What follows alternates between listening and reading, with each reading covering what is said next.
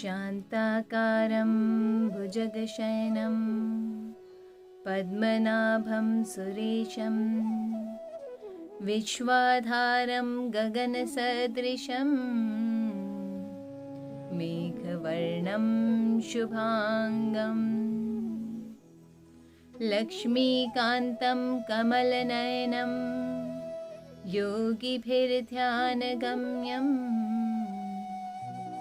वन्दे विष्णुं भवभयहरं सर्वलोकैकनाथम्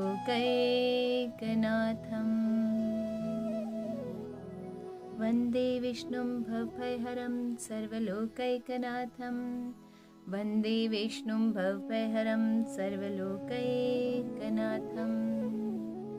यं ब्रह्मा वरुणेन्द्ररुद्रमरुतः स्तुन्वन्ति दिव्यैस्तवैर्वेदैः साङ्गपदक्रमोपनिषदैर्गायन्ति यं सामगाः ध्यानावस्थितद्गतेन मनसा पश्यन्ति यं योगिनो यस्यान्तं न विदुः सुरासुरगणा देवाय तस्मै नमः।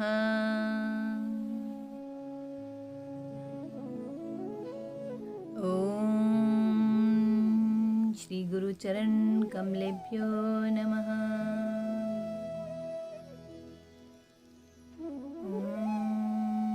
योग योगेश्वर परमानंद पद्मनाभ श्री कृष्ण की जय।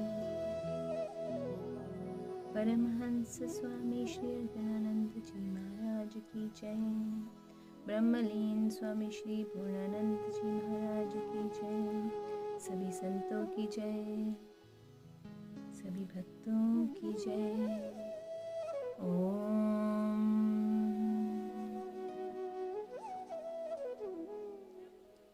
ओम। आप सबका स्नेह और प्रेम इतना मिलता है कि बहुत ही आनंद आता है।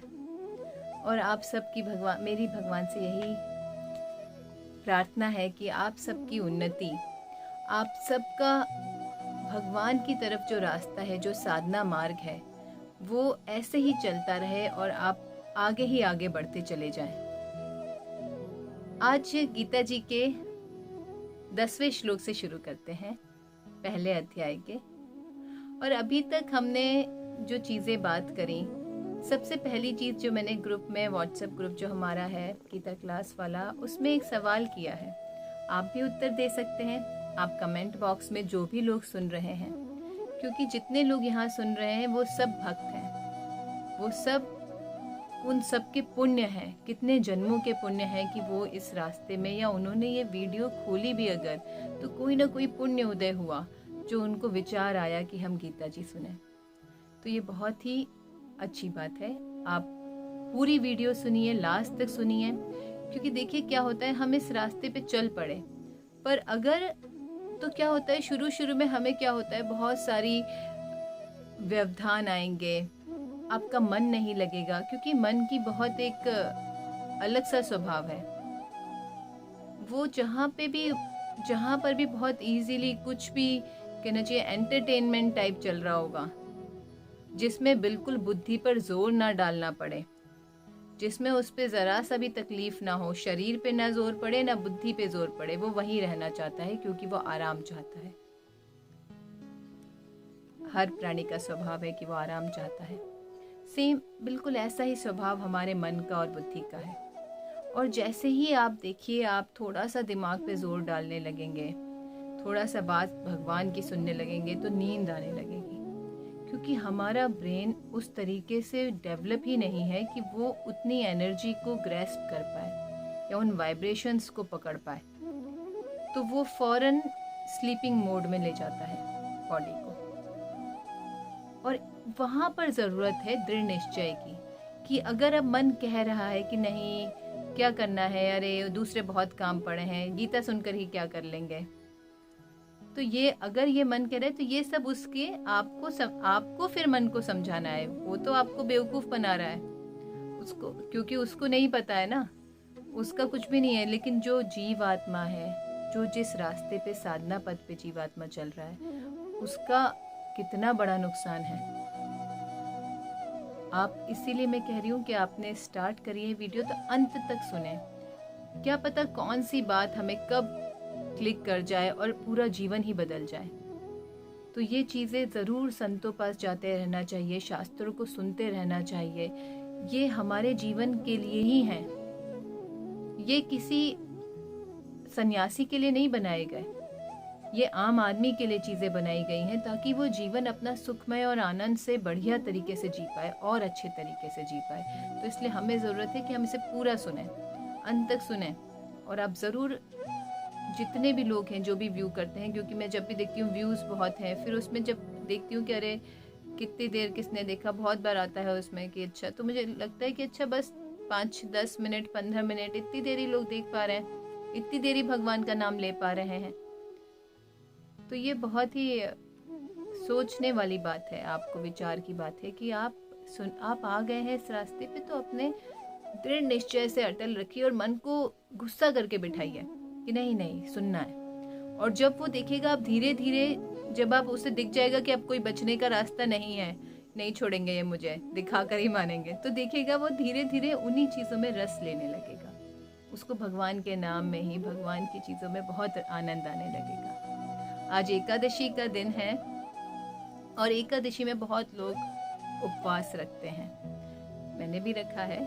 और उपवास का लेकिन जो अर्थ है, जो मेन अर्थ है, वो मैं ज़रूर बताना चाहूँगी, क्योंकि हम लोग उपवास करते करते सालों निकाल देते हैं। हम कहते हैं कि अरे क्या फ़र्क पड़ रहा है, हमारी लाइफ में तो कोई डिफरेंस नहीं आ रहा।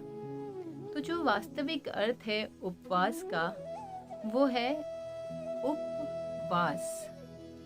उप मतलब पास में, उस परमात्मा के पास में वास, रहना, उस परमात्मा के पास में बैठना, उसके साथ रहना।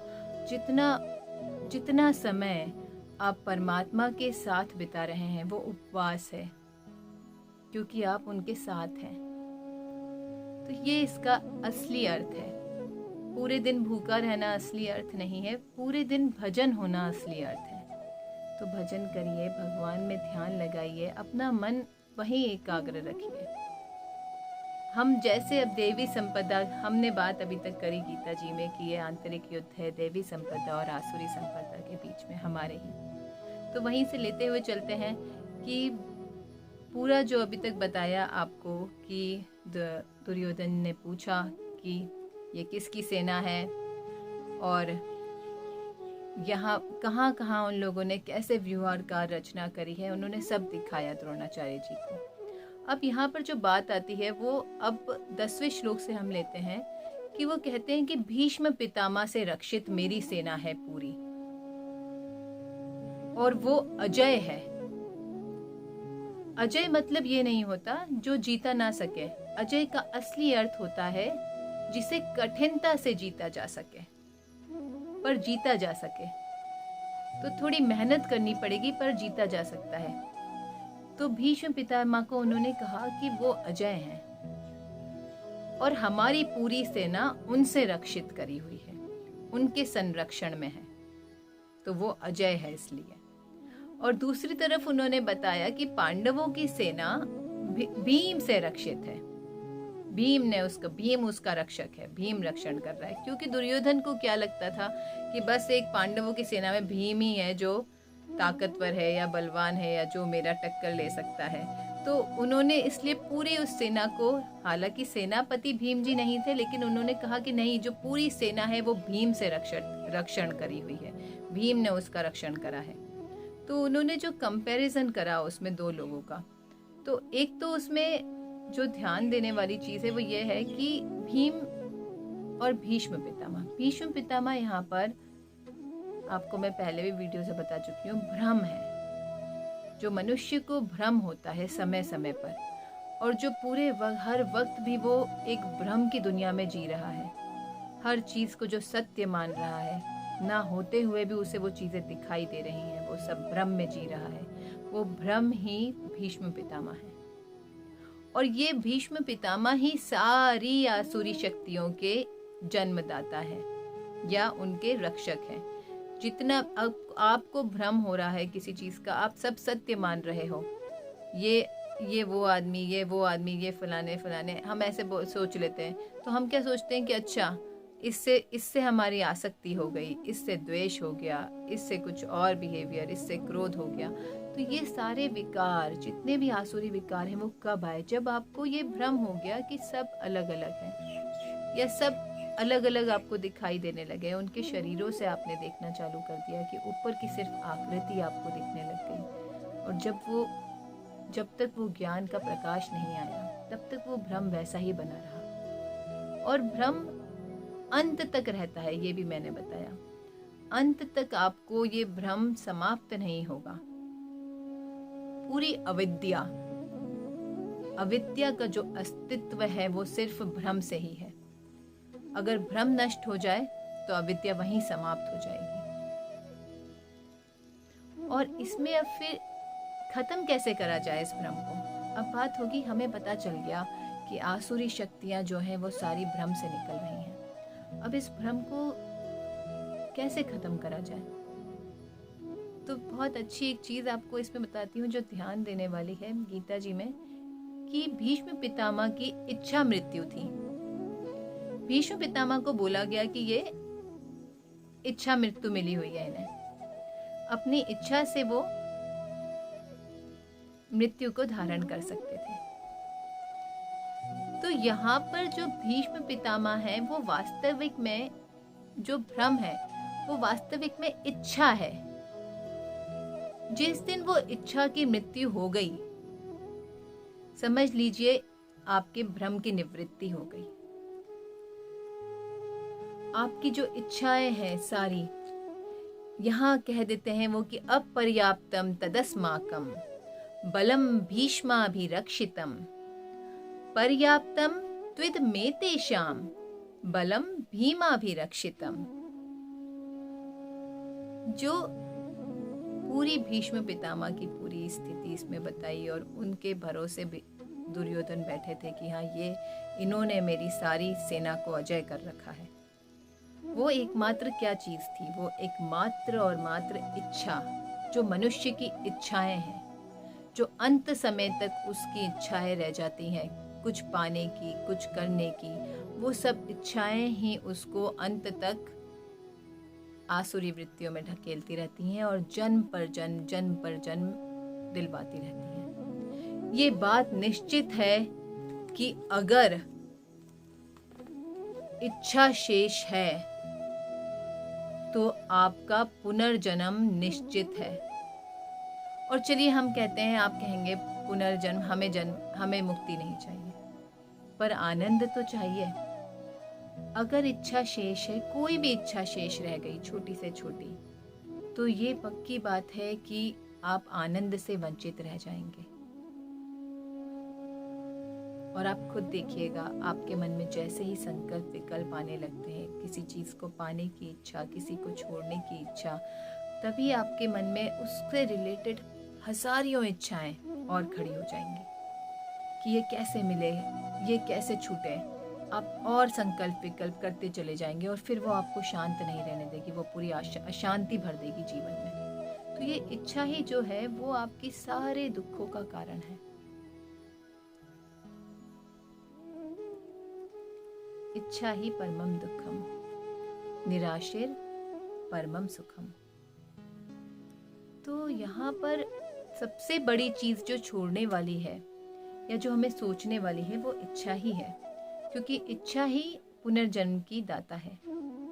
और पुनर्जन्म में भी अगर हम बात करें कि पतन की तरफ, पुनर्जन्म हो गया, चलिए आपने किसी ऋषि, आप लगातार साधना में लगे हो, आपका पुनर्जन्म हो गया क्योंकि अभी आपकी निवृत्ति नहीं हुई या पूरी तरह से आपको आत्मबोध नहीं हुआ, तो भी कोई बात नहीं, क्योंकि आप उन्नति की तरफ बढ़ रहे हो, उत्थान की तरफ बढ़ रहे हो। पर कहाँ परेशानी है? जब आप इच्छाओं की आपने भरमार बढ़ा दी और उनकी निवृत्ति में ही सारा जीवन झोंक दिया, तो आप समझ लीजिए कि आप पतन के रास्ते पे हैं। आपका अगला जन्म इससे निकृष्ट ही होगा। ये बात बिल्कुल 100% सत्य है। तो इसलिए अपनी इच्छाओं को संकुचित करिए। अगर आसुरी वृत्तियों पे आपको विजय पानी है अगर आपको सारे भ्रम पे, जो ये भ्रम दिखाई दे रहा है, इस पे आपको विजय पानी है तो एकमात्र इलाज है कि आपकी इच्छाएं सीमित हो जानी चाहिए। और इसका भी उपाय भगवान बताएंगे गीता में, बताऊंगी समय समय पर कि क्या तरीका है कि आपको कोई इच्छा ही ना उठे, या सब चीज़ होते हुए भी आपका मन नहीं करे चीज़ों का, या संकल्प विकल्प शांत हो जाए, कम हो जाए। ये सब चीज़ भगवान ने बताई है गीता जी में, सब हर हल बताया है उन्होंने। तभी तो कहते हैं ना कि गीता, बस एक गीता ही हो सर्वत्र बस, तो आप पूरा जीवन आनंद से जी सकते हैं। तो इच्छाओं का ये प्रोसीजर है कि हाँ, इस तरीके से भगवान ने कहा कि अगर इच्छा रह गई तो बस समझ लो कि बस खराब हो गया सारा जन्म। इच्छा पे ही एक आपको बताती हूँ बात, बहुत अच्छी एक आई मुझे अभी ध्यान। एक संत की बात है। एक नगर में एक संत थे, बहुत अपना मस्त फकीरों की तरह, किसी से ना लेना ना देना, और बहुत हर वक्त मजी अपने मस्ती में। और धीरे धीरे क्या हुआ, वो संत कहते थे, वहाँ का जो राजा था उसके पास लोग जाने लगे। उन्होंने कहा कि महाराज, भड़काने वाले बहुत लोग होते हैं, तो उन्होंने ऐसे बोला, महाराज आपको पता है आपके राज्य में एक संत हैं, वो कहते हैं मैं राजा हूँ यहाँ का, मैं हूँ यहाँ का शहंशाह, मुझे राजा बोलो, या मैं राजा हूँ। तो फिर वो कह रहे अच्छा ऐसा भी कोई आ गया है, कोई बगावत तो नहीं कर दी किसी ने? तो कह रहे नहीं नहीं, वो से किसी से कोई मतलब नहीं है, पर वो यही कहता रहता है। तो उनका अच्छा बुलाओ उसे। तो लोग गए संत के पास, उन्होंने कहा चलिए आपको राजा ने बुलाया है। संतों का स्वभाव तो लोग होता है, उन्हें क्या मतलब है कौन राजा कहाँ का राजा। उन्होंने सीधे यही कहा कि कौन से राजा ने बुलाया है, यहाँ का राजा तो मैं हूँ शहंशाह, और जिसे मिलना है वो मेरे पास आए चल के। ये बात जाकर सेवकों ने राजा को बता दी। अब राजा को ये बात बहुत अखरी, उसने कहा अरे सच में ये तो कोई लग रहा है कि कोई बगावत कर रहा है, ऐसा कैसे कह दिया। अहंकार पे चोट पड़ती है ना, सबसे बड़ा अहंकार। यहाँ पर दुर्योधन के साथ भी क्या हो रहा है, उसके अहंकार पे चोट पड़ रही है। और उसने जो ये बात कही कि आगे बताऊंगी कि भीष्म पितामह से जो रक्षित हमारी सेना है वो अजय है, और जो भीम से रक्षित उनकी सेना है पांडवों की, वो बहुत सुगम है। सुगम मतलब बहुत इजीली जीती जा सकती है। तो ये कहीं ना कहीं उसमें उनका अहंकार छुपा है। वो ये कह रहे हैं कि अच्छा, अंडर एस्टिमेट करना कि हाँ सामने वाला तो ठीक है, उसकी तो हम जीत लेंगे और हमारी कोई जीत नहीं सकता सेना को। तो ये एक बुद्धि जो थी, ये अहंकार वाली बुद्धि थी। तो यहाँ पर भी ऐसे ही उस राजा का अहंकार डोला। उसने कहा अच्छा ऐसा कैसे कह दिया मुझे किसी ने। चलो, राजा चल दिया अपने सैनिकों के साथ। उसने जाके सीधे पकड़ लिया संत को। ये बोला तुम कहते हो कि तुम शहंशाह हो? तो उसने कहा हाँ मैं बिल्कुल हूँ शहंशाह। तो उसने कहा फिर मैं कौन हूँ? यहाँ का शहंशाह मैं हूँ। तो वो कहता है कि तुम कैसे शहंशाह हो, तुम बताओ। तो वो कहता है ये पूरा राज्य मेरा है, और ये आसपास के भी जो राजा हैं सब मुझसे डरते हैं। तो वो कहता है कि और तुम कभी किसी राजा के पास गए नहीं आज तक? तुमने लड़ाई नहीं करी, चढ़ाई नहीं करी, वहाँ का राज्य पाट लेने के लिए कभी तुमने कोशिश नहीं करी? बोले हाँ करी है, ये तो मेरा धर्म है अपना राज्य बढ़ाना। तो उन्होंने कहा तो तू भिखारी है, क्योंकि अभी भी तू मांग रहा है पास में राजाओं पास जाके, और असली शहंशाह मैं हूँ मैं। उन्होंने कहा तुम कैसे हो, तुम्हारे पास तो एक झोपड़ी भी नहीं है, फटे कपड़े पहने हो। तो संत ने जो बात कही वो बहुत मार्मिक थी। उन्होंने कहा चाह गई चिंता मिटी, मनुआ बेपरवाह, और जिसको कुछ नहीं चाहिए वो है शहंशाह। क्या बात कही संत ने। चाह गई चिंता मिटी, मनुआ बेपरवाह, कोई परवाह नहीं दुनिया में क्या हो रहा है, कौन राजा बना कौन नहीं बना, किसी से कोई मतलब ही नहीं है। और जिसको कुछ नहीं चाहिए, सबसे बड़ी बात यह है कि जिसको कोई इच्छा ही शेष नहीं रही, जो किसी के आगे हाथ फैलाने ही नहीं जा रहा, जिसको अब जीवन में कुछ चाहिए ही नहीं, तो वही तो असली शहंशाह हुआ। वह है शहंशाह। क्योंकि शहंशाह कौन? जो पूरा आत्मतृप्त है, जिसके पास सब है, जिसे कुछ नहीं चाहिए अब दुनिया में, तो वही राजा माना जाएगा ना। तो वही संत ने कहा कि मैं राजा हूँ असली, क्योंकि मुझे कुछ नहीं चाहिए, मैं हूँ शहंशाह। कितनी ज़बरदस्त बात कही है। ये मेरी इतनी फेवरेट लाइंस रही, क्योंकि मुझे ऐसा लगता रहा हमेशा कि बताओ क्या परिभाषा है शहंशाह की। हम यहीं दुनिया की छोटी छोटी चीज़ों में फंसे पड़े हैं कि अरे मकान बना लें बढ़िया सा, ये कर लें, इससे हौड़ उससे हौड़, इससे ऊपर इससे ऊपर। वहाँ राजा राजा, बड़े बड़े राजा आके चले गए, पर शहंशाह फकीर ने किसे बताया? सही बात है बिल्कुल। अगर कोई हाथ फैला रहा है तो वो कैसा शहंशाह? अभी जिसके मन में इच्छाएं हैं हजारों चीजें पाने की, वो कैसा शहंशाह या वो कैसा बड़ा आदमी जो सोच रहा है अपने आप को कि अरे अरे मेरे से टक्कर कर ली इसने, अरे मेरे से हिसाब कर रहा है, मैं टॉप 10 बिजनेसमैन, इतने इस लेवल पे जाना है, यहाँ जाना है। पर हो तो तुम भिखारी ही, शहंशाह कहाँ हुए? तो असली शहंशाह वो है जिसको कुछ भी नहीं चाहिए। ये स्थिति है संतों की, जो जीवन मुक्त पुरुष हैं, जिन्होंने लाइफ में, जिन्होंने जीवन में अपना हर चीज को लात मार दी और जो परम आनंद की अनुभूति में रह रहे हैं, जिनके आनंद की सीमा नहीं है, जो कोई बिजनेसमैन, कोई पैसे वाला, कोई राजा उस आनंद का अंश भर भी नहीं ले सकता। उस आनंद में वो लोग रह रहे हैं।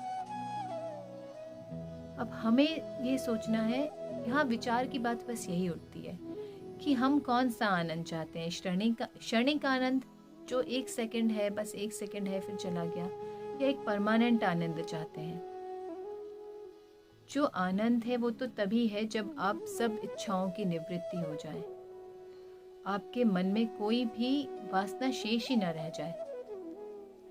इच्छाओं के लिए तो ये कहा जाता है जब साधना करता रहे साधक, तो अंत में एक ऐसी स्थिति आती है कि भगवान को पाने की इच्छा भी खत्म हो जाती है।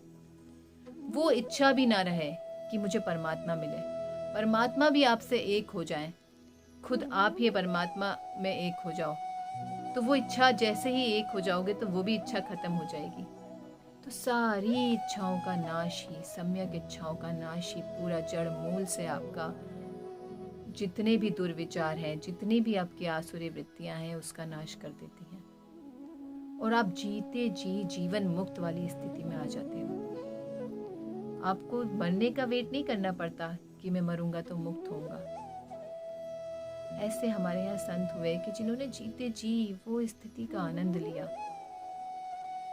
और आप थोड़े समय, ये मैं एक प्रैक्टिकल बात आपको कहती हूँ, आप कुछ समय ये करके देखो, 1 दिन 1 घंटे बस, तो आप कुछ शायद उसका पॉइंट से पॉइंट कुछ अंश समझ पाओ कि आप 1 घंटे सोचो कि इस वक्त मुझे कोई भी इच्छा नहीं करनी है, कोई भी चीज़ ना मुझे सोचनी है कि ये कैसे मिले या ये कैसे छूटे। ये सारी चीज़ें इस वक्त कुछ भी विचार नहीं करना, बिल्कुल मन को शांत करना है और बस ये सोचना है कि मैं परमात्मा के पास बैठा हूँ, वो मेरे हैं और मैं उनका हूँ, वो मुझे प्यार से दुलार कर रहे हैं। बस जैसे ही आप ये सोचेंगे, ये विचार मन में आएगा और सारे संकल्प विकल्प आपके ख़त्म हो जाएंगे।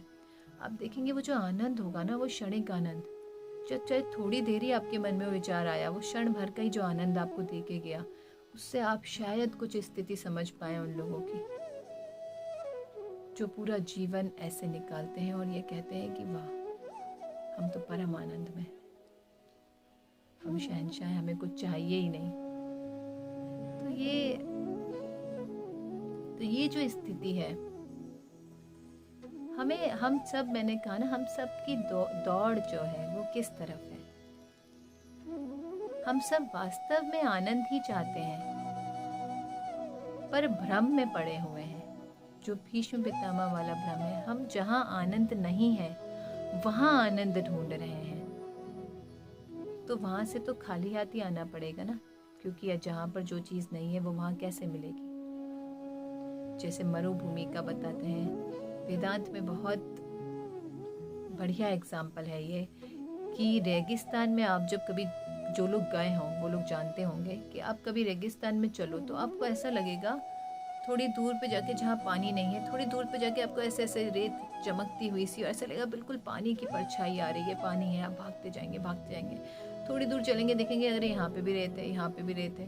तो वो जो भ्रम हो जाता है, उस वक्त जो आनंद आपने महसूस करा कि पानी मिल गया है, वो आनंद जो है वो बहुत क्षणिक आनंद होता है, उसी समय का आनंद। क्योंकि जैसे ही आपको असलियत पता चली, जैसे ही आप उस जगह पर पहुंचे, आपने देखा यहाँ पानी नहीं है, तो जो आपकी मन स्थिति होती है वो आप समझ सकते हैं।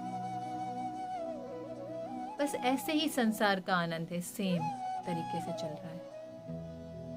आप कभी विचार करिए कि हम जिन चीज़ों के पीछे दौड़ रहे हैं, चाहे वो पैसा हो, चाहे गाड़ी हो, चाहे बंगला हो, चाहे आसपास के लोग हों, चाहे जो भी A to Z आपको चाहिए, आप देखिएगा आपका भ्रम है कि उधर आनंद है या उस चीज़ को पाके मुझे खुशी मिल जाएगी। आप जैसे ही वो चीज़ मिलेगी ना, आपका उस चीज़ से जो अट्रैक्शन था उसे पाने का, वो ख़त्म हो जाएगा।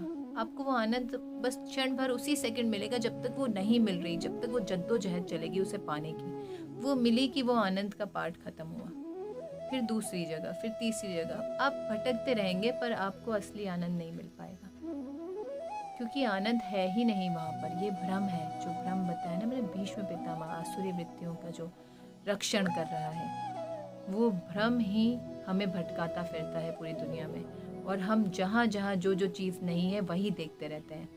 जहाँ आनंद नहीं है वहाँ आनंद ढूंढ रहे हैं, जहाँ परमात्मा नहीं है वहाँ परमात्मा ढूंढ रहे हैं। तो पूरा जीवन इसी में व्यर्थ कर देते हैं बस।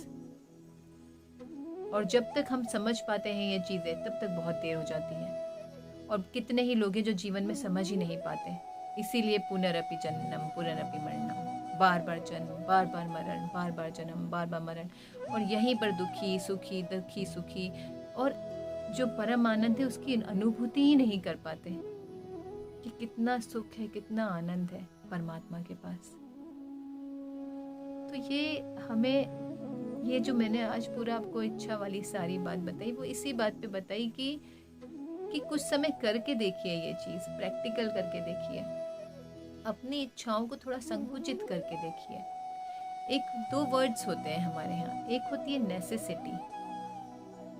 नेसेसिटी पे अगर आप शिफ्ट हो गए, और एक होता है लग्जरी। लग्जरी होती है और एक होती है नेसेसिटी। लग्जरी की कोई लिमिट नहीं है। आज एक चीज़, फिर कल दूसरी चीज़, फिर परसों तीसरी चीज़। और नेसेसिटी मतलब सिर्फ जितना ज़रूरत है, आपके शरीर भर चलाने के लिए जितना खाना ज़रूरी है, जितने कपड़े ज़रूरी हैं, जितनी चीज़ें आपको ज़रूरी हैं, अगर आप सिर्फ वहीं तक सीमित हैं, तो आप देखेंगे जीवन बहुत आनंद में जाएगा। और जब आप सोचेंगे कि नहीं, अभी एक घर है, 4 और चाहिए, 4 है अभी 6 और चाहिए, लड़की के लिए भी क्या क्या कर जाऊं, क्योंकि लड़का तो नाकारा निकलेगा, आपको पूरा पहले से विश्वास है ना। इस बात का मतलब यही हुआ ना, हमने ये सोच लिया है कि लड़का कुछ नहीं करेगा, सब हमें ही इसके लिए करके जाना है, और अपना जीवन झोंक देते हैं आप सिर्फ पैसा कमाने में। एकमात्र जो लोगों की इस वक्त दौड़ है बस एक ही तरफ है, और वो भी फिर जब एंड, अब देखिए इस वक्त क्या स्थिति है, लोग कोरोना के लिए हॉस्पिटल्स में बैठे हैं, गड्डियां ले लेके बैठे हैं, पर बचा नहीं पा रहे अपने घर वालों को। तो क्या समझते हैं आप कि ये पैसा ही सब कुछ था, या पैसे में ही वो आनंद था? तो वो क्यों नहीं आनंद दे के गया उस आदमी को जो चला गया, या आपको क्यों नहीं आनंद दे पा रहा? क्योंकि अब तो पैसे की गड्डियां रखी हैं और तब भी आप कुछ नहीं कर पा रहे। तो वही बात है, ये समझने की बात है कि हमें आनंद, अगर असली आनंद चाहिए, सचमुच का आनंद चाहिए, तो एकमात्र तरीका है कि निर्वासनिक हो जाइए, सारी इच्छाओं का नाश हो जाए, सारी इच्छाएं खत्म हो जाए आपकी। जितने संकल्प विकल्प हैं, जो भी नई नई चीज़ें आप कहानियाँ करते रहते हैं कि अब ये कर लें, अब ये कर लें, अब ये कर लें, होता कुछ नहीं है अंत तक। आपने भी देखा है, हुआ कुछ दिन ठीक है, क्या कर लेंगे, 1000, 2000, 1 करोड़, 2 करोड़, थोड़ा बहुत पैसा इकट्ठा कर लेंगे, बस इतना ही तो कर लेंगे। उससे भी जितना खाना है, जितना रहना है, आपको तो उतना ही यूज़ करना है, बाकी क्या होगा? बाकी जो आपने वो जीवन उस चीज में खराब कर दिया सारा, वो लौट कर नहीं आएगा। वो जो एक एक क्षण आप खराब करते चले जा रहे हैं पैसे के पीछे, हर वक्त दिमाग, कमा भी नहीं रहे, अब घर में बैठे हैं सब, तो भी दिमाग में यही चल रहा है कि अब कैसे करें, अब कैसे करें। इतना पैसा रखा है बैंक में अभी कि उन्हें पता है कि हम इतने समय कुछ ना करें तो खाना पीना रहना सब मज़े से चलता रहेगा, पर तो भी उन्हें यह है कि अरे कैसे, इतनी प्रॉपर्टी है, इतना चीज़ें हैं, अभी और कितनी बढ़ा जाऊं, और कितनी बढ़ा जाऊं। क्या विचार है लोगों का? भ्रम में जी रहे हैं, बस भ्रम में भाग रहे हैं इन्हीं चीज़ों के पीछे, और ये सोच रहे हैं कि मुझे ये रेगिस्तान में सुख मिल जाएगा, आनंद मिल जाएगा, कहीं से पानी मिल जाएगा। और आप जानते हैं कि अंत तो गत्वा क्या होने वाला है, तो अभी क्यों नहीं सचेत हो जाएं? अभी हमें क्या पता है कितना समय है, क्या करना है, तो अभी से सचेत होकर अपने जीवन को उसी तरह से चलाएं जो चीज़ लॉन्ग टर्म मिलेगी। इतना तो सब में विवेक है ना कि क्या चीज़ शॉर्ट टर्म है और क्या चीज़ लॉन्ग टर्म है। हम देख रहे हैं आनंद जहाँ नहीं है और दिख रहा है, उसी के पीछे क्यों भागे? जहाँ आनंद, वास्तविक आनंद है, जहाँ कुछ करना भी नहीं है और तब भी आनंद का भंडार है, परम आनंद है, उस तरफ क्यों ना दौड़े उसी तरफ। तो अपना थोड़ा सा डायरेक्शन बदलिए, और देखिए जीवन में क्या क्या अनुभूतियां होती हैं, कितना आनंद भरा हुआ है, जीवन कितना सुखमय है। भगवान ने ये जीवन हमें कितना कितना प्यारा दिया है। तब आपको इस चीज़ की अनुभूति होगी, तब आप भगवान को कोसेंगे नहीं कि ये क्यों हो रहा है, ये क्यों हो रहा है, ये क्यों कर दिया ये। तो आप भगवान को दिन रात धन्यवाद करेंगे, मन से धन्यवाद करेंगे कि मुझे इतना प्यारा जीवन दिया और आप दिए साथ में हर समय। जब आपको इस बात का एहसास होगा कि परमात्मा हर वक्त आपके साथ है और आपको कितना प्यार करता है और सचमुच का प्यार करता है, वास्तविक प्रेम जो होता है, जब जिस दिन आप भी उनसे वास्तविक प्रेम करेंगे, उस दिन आपको इस बात की बात समझ में आएगी कि असली निर्वासनिक होना क्या है और असली आनंद कहाँ है। ये मरुभूमि में है या नहीं है, रेगिस्तान में है या नहीं। रेगिस्तान में दौड़ते रहिए, कहीं भी पानी नहीं है। इस पूरे संसार के रेगिस्तान में आप दौड़ते दौड़ते थक जाएंगे, अंत में मरने का समय आ जाएगा, पर पानी नहीं मिलेगा। तो इस भ्रम से बाहर निकलिए, आसुरी वृत्तियों से बाहर निकलिए और देवी वृत्तियों की तरफ चलिए। अब यहाँ बात थी भीम की, भीष्म पितामह की बात हो गई कि हाँ वो दुर्जय है। सही बात है, क्योंकि आदमी जीवन भर भ्रम से नहीं निकल पाता, चाहे वो भ्रम दुनिया का भ्रम हो, चाहे आनंद का भ्रम हो, हर चीज में भ्रम ही है कि जहाँ जो नहीं है हम वही ढूंढते रह जाते हैं। और अब हम बात करें देवी वृत्तियों की, तो वो है भीम। भीम ही यहाँ भाव है। भाव मतलब आपका जो प्रेम है, जो भावना है परमात्मा के लिए, वो आपको सारी देवी वृत्तियां, सारे देवी गुण आपके अंदर ले आता है। भावे विद्यते देवः, ये बात कही गई हमारे शास्त्रों में। मतलब एकमात्र भाव ही है जो विद्यते, मतलब आपको जानकारी देगा देव की। देव, वो देव की बात हो रही है जो सब जगह है, सर्वत्र है। तो भावे विद्यते देवः, एकमात्र भाव ही है जो आपको उस देव से मिला देता है। परमात्मा ने जगह जगह बोला कि बस तू मेरी तरफ बढ़ जा, फिर मैं तेरा हाथ पकड़ लूंगा। एक कदम बढ़ा दे, बाकी रास्ता मैं ले चलूंगा। वो एक कदम हम बढ़ाने को तैयार नहीं होते। हमें वो एक कदम भारी पड़ जाता है, क्योंकि हमारा वो एक कदम संसार की तरफ रहता है, तो वो कदम हमारा भगवान की तरफ बढ़ ही नहीं पाता है। तो यहाँ पर भी भाव की बात है। भीष्म पितामह के लिए कहा इन्होंने, भीम जी को अब बात चल रही है कि पांडवों की भीम जी रक्षण कर रहे हैं। भीम है भाव। भाव में इतनी शक्ति है कि वो साक्षात परमात्मा को आपके पास लेके आ सकता है। और जितनी आपकी ये देवई प्रवृत्तियां हैं वो सब आपके अंदर आ जाएंगी भाव आते ही। इसलिए भाव की बहुत महिमा है और इसी को शक्तिशाली भी है भाव, पर कहीं ना कहीं बहुत कोमल भी है। इसीलिए दुर्योधन जी ने कहा कि भीम से जो रक्षण करी हुई सेना है वो बहुत इजीली जीत लूंगा मैं, या बहुत आसान, वो कोमल है, बहुत आसानी से जीती जा सकती है, सुगम है, ऐसे बोला।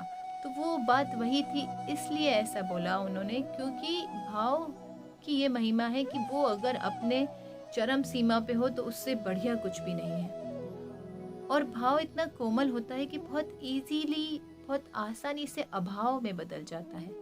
कैसे?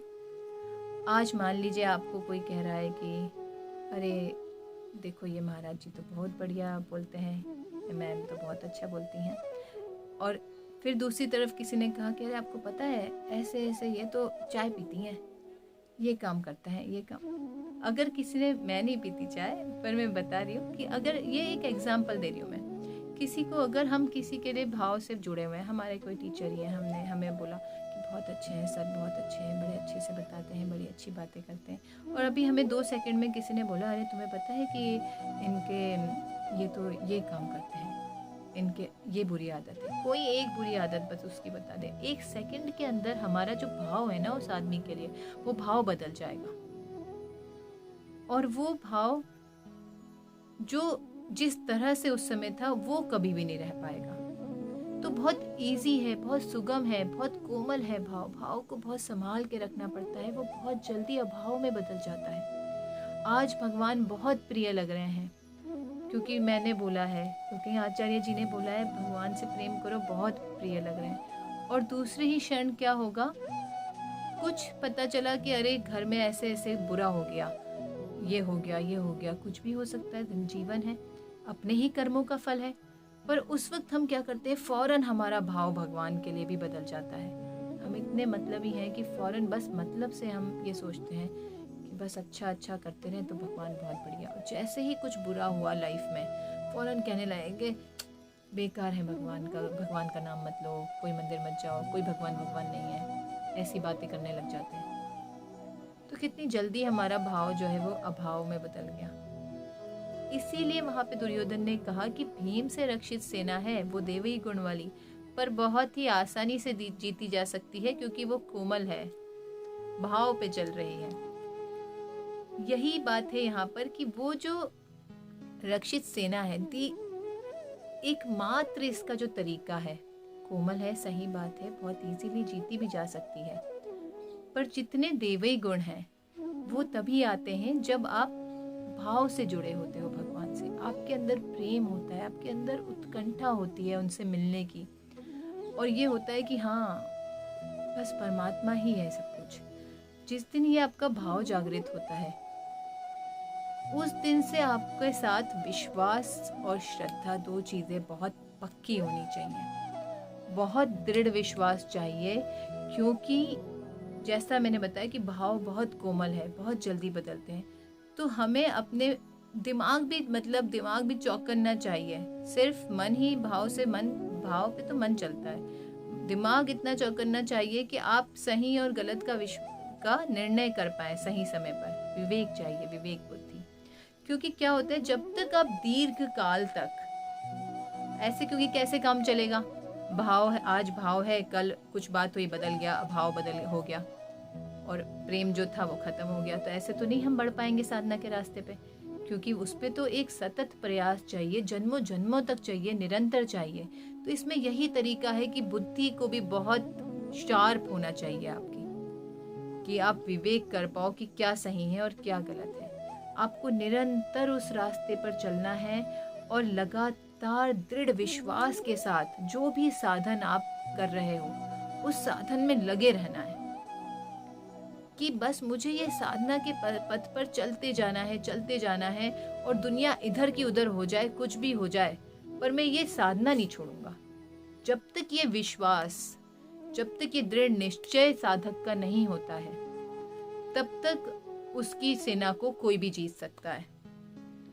तो अगर आप चाहते हो कि हमारी सेना ऐसी पक्की हो जाए, ऐसा ऐसी देवी गुणों की हमारी पूरी वृत्ति बने और ऐसी देवी गुण हमारे अंदर से झलके। एकमात्र उपाय बस यही है उसका कि आपका भाव इतना दृढ़ विश्वास के साथ होना चाहिए, इतना पक्का होना चाहिए कि दुनिया इधर की उधर हो जाए, प्रलय आ जाए, पर मैं अपनी साधना नहीं छोड़ सकता। आज सारा दुकान बंद हो जाए, बिजनेस बंद हो जाए, घर में सब कोई ना रहे, पूरी दुनिया खत्म हो जाए, तब भी मेरी साधना बंद ना हो, क्योंकि एकमात्र परमात्मा ही मेरा लक्ष्य है। जब तक आपका ये दृढ़ विश्वास नहीं होगा, ये बात आपके हृदय में पूरी तरह से घर नहीं बैठाएगी, तब तक आपकी सेना अजय नहीं हो पाएगी। अगर आपको अपनी सेना को अजय करना है, जिसे कोई ना जीत पाए, तो उसके लिए भाव के साथ दृढ़ विश्वास, सतत प्रयत्न और श्रद्धा, इतनी पक्की श्रद्धा चाहिए कि वो टाले ना टले।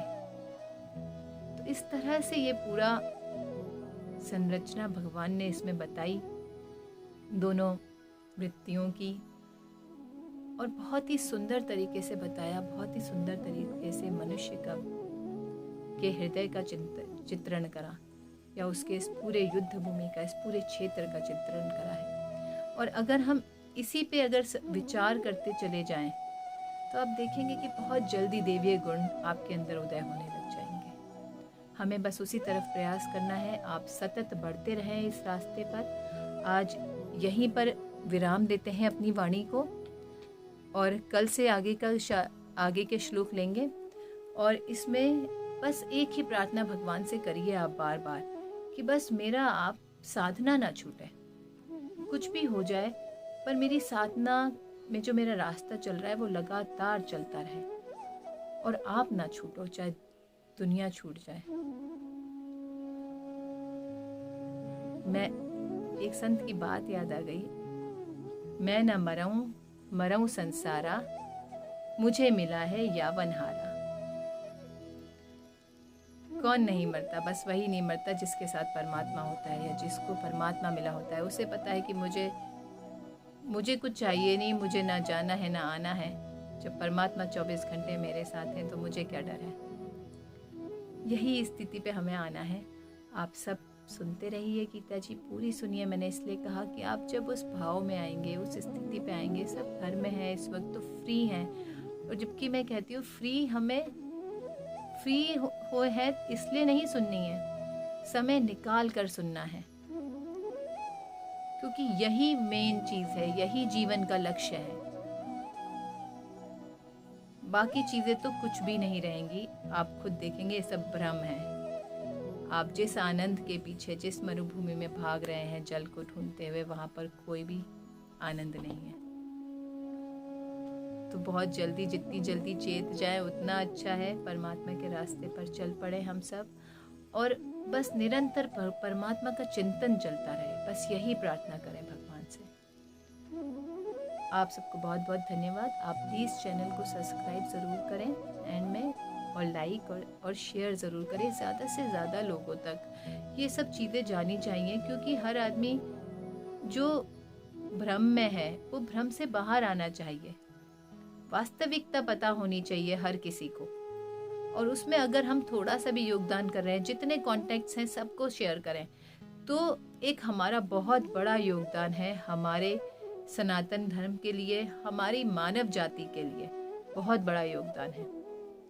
आप सब करते रहें, परमात्मा के पथ पर चलते रहें। आप सबका बहुत बहुत धन्यवाद। ओम पूर्णमदः पूर्णमिदं पूर्णात् पूर्णमुदच्यते पूर्णस्य पूर्णमादाय पूर्णमेवावशिष्यते। ओम शांति शांति शांति। और हाँ, कोई भी बात होती है तो आप मुझे कमेंट सेक्शन में पूछ भी सकते हैं, बता भी सकते हैं, और आप लोगों को कैसा लगता है, क्योंकि इतने व्यूज़ आते हैं पर मुझे किसी की भाव, किसी की चीज़ें पता नहीं चलती, क्योंकि कोई कुछ बोलता नहीं है। हम आमने सामने नहीं बैठे हैं, समय ऐसा है कि सब सोशल मीडिया पे हैं।